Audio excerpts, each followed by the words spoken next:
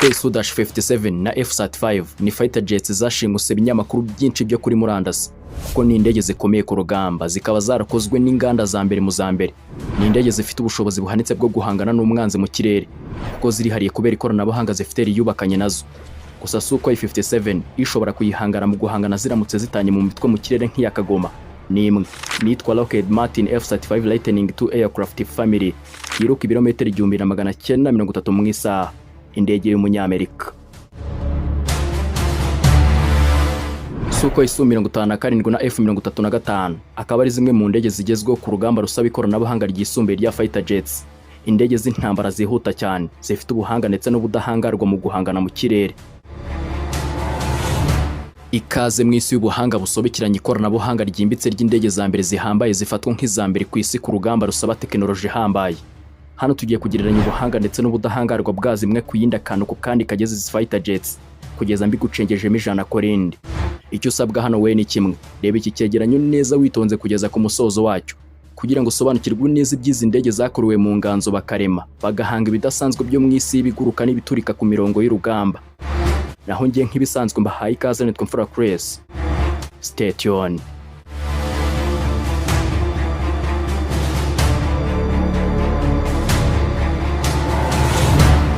Sukhoi SU-57 na F-35 zombi nizo mu kiragano kimwe cya gatanu 5th generation fighter jets.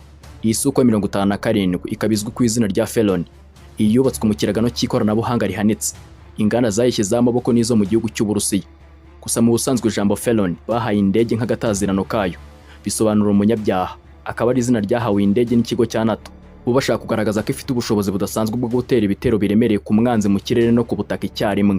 Bityo Sukhoi 57 na F-35 zombi zikaba zifashishwa mu guhangana n'umwanzi ku rugamba mu buryo budasanzwe. Kugeza ubu nizo za mbere zihambaye mu ntambara zisaba ikoranabuhanga ry'indege rihanitse mu buryo buhambaye. Gusa Sukhoi SU-57 yakoze inateranywa n'uruganda rwa United Aircraft Corporation ku bufatanye n'urwitwa 𝐂𝐜𝐡𝐢𝐶 Aircraft Plant, zose ziherereye mu gihugu cy'Uburusiya. Gusa mbere yayo Yesu yakozwe nk'igice cy'umushinga wa mbere wa Advanced Aviation Complex for Frontline Aviation muri 2002, ari wo mushinga watangijwe bwa mbere n'Uburusiya hagamijwe gukora indege y'intambara ikozwe mu ikoranabuhanga rihambaye kandi rigezweho. Gusa design y'indege cyangwa se igishushanyo mbonera cyayo cyakozwe ndetse gitegurwa n'ikigo cy'inganda gihambaye mu gukora amapula y'indege cyitwa GSK Sukhoi Company. Kugeza ubu hamaze gukorwa indege 32 gusa uturutse mu mwaka wa 2023 kugeza uyu munsi. Gusa nubwo igishushanyo mbonera cyayo gishingiye ku bushakashatsi buhanitse, ariko hari byinshi byahinduwe mu ndege mu bihe bitandukanye, kuko iyi ndege yageragejwe bwa mbere muri 2010 aho yaje kuba igikoresho gikomeye bwa mbere mu ngabo z'Uburusiya mu kuboza muri 2020 nibwo Russian Air Force cyangwa se ingabo za mbere zirwanira mu kirere z'Uburusiya zayikoresheje. Gusa ni indege ifite agaciro kari hagati ya $35 na $50 z'amadolari y'Amerika kuri buri unit imwe, bivuze ko ifite agaciro ka miliyari hafi 72 zirenga z'amafaranga y'u Rwanda. Ariko hano igiciro gishobora kwiyongera bitewe n'ibyongewe mu ndege cyangwa se ubushobozi bw'inganda cyangwa se by'igihugu cyifuza byahindurwa cyangwa se byakongerwa mu ndege mu gihe baba bigiriye ku ruganda. Bivuze ko buri unit imwe muri unit 10 za gisirikare cy'igihugu itunga imwe gusa. Rero kuva yatangira gukoreshwa, igisirikare cy'Uburusiya nicyo gikoresha indege mu ngabo za Russian Air Special Air Forces (𝐕𝐤𝐸). Ariko hari amasezerano yasenywe hagati y'Uburusiya ndetse n'igihugu cya Algeria yemeje ko Uburusiya buzagurisha indege ku gihugu cya Algeria mu gihe nta gihindutse.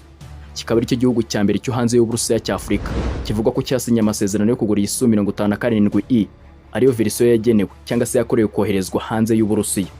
Hano amakuru menshi avuga ko Algeria bagiranye amasezerano yo kugura indege 12 kugeza kuri 14, kandi abapilote ba Algeria batangiye imyitozo mu gihugu cy'Uburusiya. Byari biteganyijwe ko indege za mbere zizatangira gutangwa mu mpera z'umwaka wa 2025.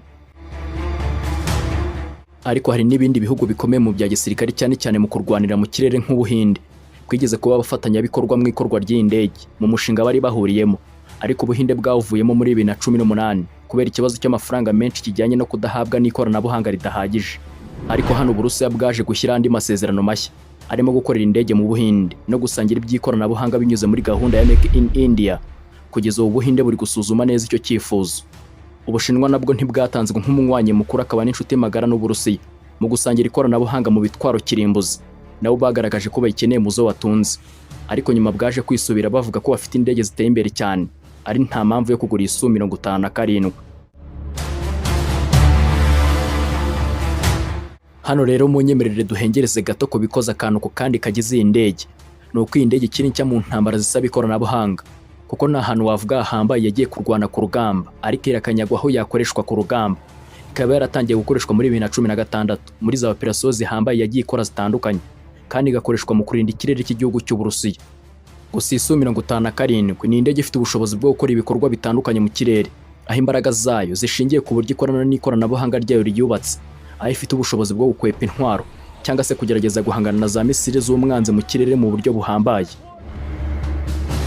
Iyi ndege ntishobora gufatwa na radari z'ikindi gihugu runaka, ntibishoboka, cyangwa se ibindi byuma by'ikoranabuhanga mu kirere, kuko irazibukira cyane kandi ikora neza mu buryo buhambaye bwo kwihisha mu kirere, cyangwa se bitashoboka kuyifatisha mu kirere cy'ibirindiro byayo na za misile z'umwanzi, kuko ivudukira ku muvuduko wa kilometero 2450 mu isaha, ndetse ikanyaruka metero 593 mu isegonda, mu gihe F-35 gishobora kugendera ku muvuduko ungana na kilometero zigera ku 1976 mu isaha. Ndetse ya Su-57 ikoresha ikoranabuhanga rihambaye rya radar ryitwa Active Electronically Scanned Radar (AECA). Akaba ari radar igezweho ikoreshwa mu gutahura umwanzi ndetse n'ibyago bishobora kugera ku ndege mu kirere, kandi ifite ubushobozi bwo guhangana n'izindi radar z'izindi ndege mu kirere. Ibi byose bituma iyi ndege igera ku ntego zayo z'ubutasi ku mwanzi ku rwego ruhanitse, kandi ifite systeme z'ikoranabuhanga zifasha pilote gufata ibyemezo byose mu ndege. Iyi ni indege kandi ikoranye ubwenge buhangano bita AI, Artificial Intelligence, ikoresha mu gutahura no kumenya byihuse no gukurikirana intego ya haduyi. Naho ya F-35 yo ni indege ikoranye ubwenge buhambaye mu guhangana mu kirere, kuko iyi si indege gusa isanzwe y'intambara, kuko ishobora kwihisha amaradari yose y'umwanzi maze ikinjira mu kirere cy'umwanzi cy'ikindi gihugu itagaragara mu ikoranabuhanga ry'icyo gihugu byoroshye kuri radari zacyo. Uko ibasha kwihisha bituma iba umwanzi utabonwa mu ikoranabuhanga ry'umwanzi, bikayigira igikoresho kidasanzwe mu kirere, kuko nayo ikoresha radari ihambaye yitwa AN/APG-81 EACA yakozwe n'uruganda rwa Northrop Grumman. Naho mu bijyanye n'imbaraga zayo, Sukhoi SU-57 ifite moteri cyangwa se engine ebyiri zidasanzwe zitwa Saturn AL-51F-1 ifasha indege gutumbagira ku butumburuke bwo hejuru cyane, ndetse no gukora intambara ku muvuduko mwinshi itarashwaho n'umwanzi namba. Naho itikoreye ibikoresho by'intambara cyangwa se za misile zayo ipima toni 18,500, ariko iyo yabishamitseho byose yiteguye urugamba ipima toni 35, ikareshya na metero 20 ku buhagarike bwayo mu burebure bwayo, ikagira ubugari uhereye ku ibaba ryayo hepfo ugana ruguru ureshya na metero 4,600. Iyi ndege kandi ishinzwe gutanga amakuru mu mikorere yayo ikayishyira ku isura y'umupilote wambaye helmet cyangwa se casque yitwa Helmet Mounted Detecting Systems (HMTS) mu buryo bw'ikoranabuhanga, maze ikamenya ibijya mbere mu kirere ndetse no gukoresha intwaro z'indege uko bikwiye. Iyi Sukhoi Su-57 kimwe na F-35 zose zifite ubwirinzi zubakanye nayo rihambaye muri zo ryo guhangana na za misile z'umwanzi mu kirere, kuko ziburizamo ibyago byose zikoresheje ubwirinzi bwa countermeasures bwitwa chaffs ndetse na flares. Zikagira n'ubwirinzi buhambaye bwitwa ejection seat cyangwa se intebe pilote yicaraho mu gihe ayitwaye, rikaba ikoranabuhanga ryubatse ryo kurinda amagara ye. Rikoreshwa mu gihe indege bayirashe y'imvura ya za misile, maze akabura uko azihagarika, agafata umwanzuro wo kuyikuramo mu buryo bwihuse akarokora ubuzima bwe. Gusa Su-57 yagenewe guhangana ku butaka no mu nyanja, kuko ifite ubushobozi buhanitse bwo guhindura icyerekezo mu kirere, uburyo bugezweho bwo mu ndege ndetse n'ubushobozi bwo gutwara intwaro ziremereye. Indege ya Sukhoi Su-57 yakomeje kuba igikoresho cy'ubwirinzi bw'igihugu ndetse no ku rugamba. Kugeza ubu bigaragazwa ku mbuga nkoranyambaga nuko iyi Su-57 itakoreshejwe cyane mu ntambara y'Uburusiya ndetse na Ukraine, aho twakwibanda cyane imbere ku mirongo y'urugamba, ahubwo ikoreshwa cyane mu kurinda ubusugire bw'igihugu cy'Uburusiya guhera muri 2022 kugeza uyu munsi muri 2026. Ndetse iyi ndege yakoreshejwe bwa mbere mu ntambara y'igihugu cya Syria muri 2018 nk'igice cy'igerageza kugira ngo harebwe uburyo ikora mu gihe cy'intambara nyirizina ya nyayo. Naho kuri Lockheed Martin F-35 Lightning II yishobora gukora mu bihe byose by'ikirere, ikagira ubushobozi bwo kwihisha budasanzwe radari zose z'umwanzi ku ikoranabuhanga. Iyi yateguye kugira ngo igabe ibitero byo ku butaka ndetse no kurwana mu kirere bidasanzwe air superiority, kandi ni indege izwi cyane ku izina rya Joint Strike Fighter JSF, kandi rimwe na rimwe kitwa Fat Army. Naho inganda zayicuze n'iz'Abanyamerika, rumwe rwitwa Lockheed Martin rufatanyije n'urwa Northrop Grumman hamwe na BAE Systems. Naho design yayo yakozwe n'itsinda ry'inzobere ry'abahanga ba mbere mu by'indege engineers bo mu ruganda rwa Lockheed Martin binyuze mu mushinga wa Joint Strike Fighter. bahereye ku gishushanyo cy'indege cya mbere bagerageje cyitwa X-35 nuko itangira gukorwa ari mu ntangiriro z'ibihumbi 2000 maze iza kuguruka bwa mbere ari ku tariki 15 Ukuboza muri 2006.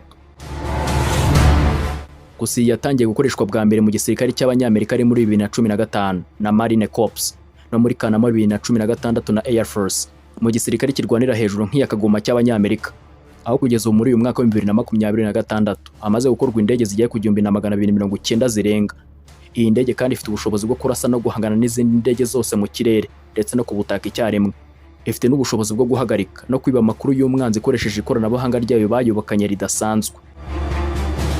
Naho iyi itikoreye ibiyiremereza ipima toni hagati ya 12,200 kugeza kuri 15,800 bitewe n'ubwoko bwayo, kuko igizwe n'ibice bitatu aribyo F-35A, B ndetse na C, ariko muri rusange yo yikoreye ibiremereye ipima toni 31,800.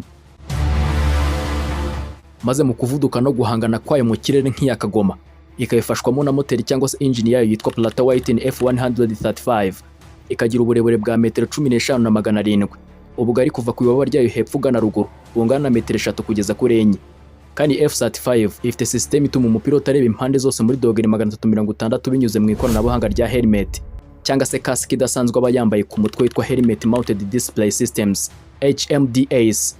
Kandi ubwoko bwa F-35B bufite ubushobozi bwo guhaguruka mu mwanya muto no guhagarara mu kirere aribyo bita vertical landing nk'indege ya kajugujugu. Naho mu gusenya imodoka n'ibirindiro by'umwanzi ikoresha intwaro y'imbunda yubakanye nayo yo mu bwoko bwa J2 Air Gratting Gun ifite imiyoboro 4 irasa amasasa agera ku 2300 mu munota umwe, ihanganye n'umwanzi ku butaka itaruhuka. Gusa nubwo irasa vuba idahagarara, ya F-35A yibika amasasa 182 gusa mu mbunda yayo, bivuze ko ishobora kuyakoresha ku rugamba mu gihe kitarenze amasegonda ari munsi y'ane mu gihe yabikoze kuri trigger cyangwa se imbarutso idatuza. Ariko izo mu bwoko bwa F-35B hamwe na C ntibufite imbunda imbere hazo, ahubwo zo zikoresha imbunda igaragara hanze ya gun pod ishobora kubika amasasu 220. Kugeza ubu F-35 niyo ifite uburambe bw'igihe kinini mu gukoreshwa henshi muri za operasiyo z'intambara n'ibihugu bitandukanye bikomeye mu bya gisirikare ku isi, ugereranyije n'iy'igihugu cy'Uburusiya Sukhoi 57, kuko iyi ya F-35 imaze gukoreshwa mu bihugu bigera kuri 3 byonyine mu bikorwa by'intambara nyirizina, birimo Israel nicyo gihugu cya mbere ku isi cyayikoresheje mu ntambara muri 2018 mu gihugu cya Syria, yayikoresheje kandi muri Gaza, Liban ndetse na Yemen, kandi yakoreshejwe na Leta Zunze Ubumwe za Amerika bwa mbere muri Afghanistan muri 2018, maze nyuma ikoreshwa muri Iraq ndetse na Syria. Hakaza Ubwongereza nabwo bwayikoresheje mu bikorwa byo kurwanya imitwe y'iterabwoba yitwa ICIC muri Iraq ndetse na Syria muri 2019. Naho kugeza uyu munsi ibihugu 20 nibyo bimaze kuyigura cyangwa se biyifite mu birindiro byabyo.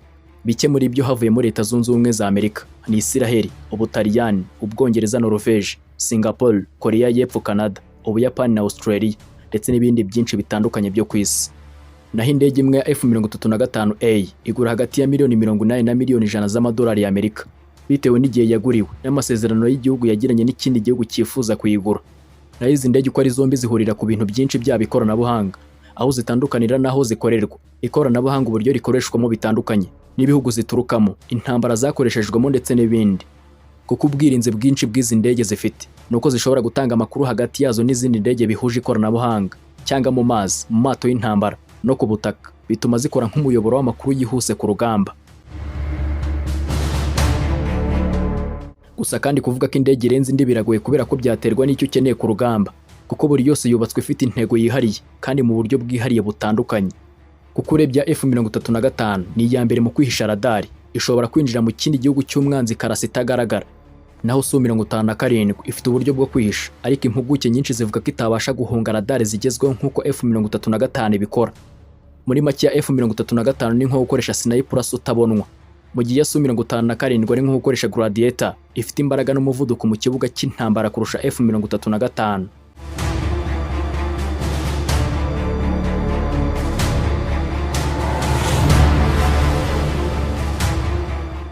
Ese umaze kumva ubuhanga budasanzwe bw'izi ndege ya Su-57 y'Uburusiya n'iya F-35 y'Abanyamerika aho zitandukaniye? Utanze igitekerezo cye, gishyiraho hasi muri comment. Mwakoze kubana natwe ndetse no kudutega amatwi, kandi niba mwakunze ibyo dukora mwibuke gukanda like kandi mwibagirwe gukora subscribe. Naho ngiye wumvaga nitwa Imfura Chris. sawa murakoze naho butaha.